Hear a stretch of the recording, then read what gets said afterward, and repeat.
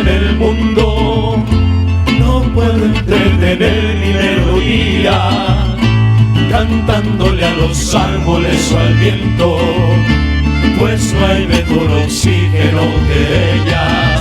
Mientras haya mujeres en el mundo, ¿qué importa que no exista sol y estrellas?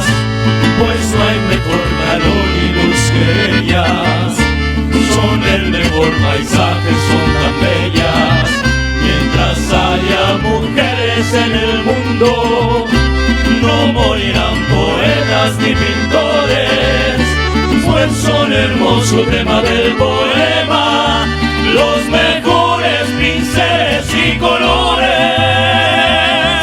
Mientras haya mujeres en el mundo, en todos los jardines habrán flores y siempre cantarán los ruiseñores con toda su alegría y melodía. Mientras haya mujeres en el mundo, existirán también los grandes hombres, eternamente habrá compositores y siempre cantarán los trovadores.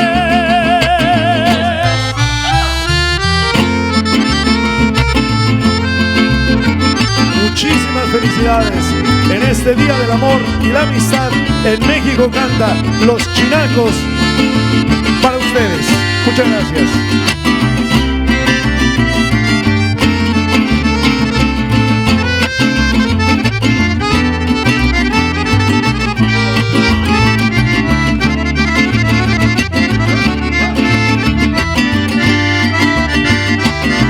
Mientras haya mujeres en el mundo, existirán también los grandes hombres, eternamente habrá compositores y siempre cantarán los trovadores. Mientras haya mujeres, mujeres en el mundo.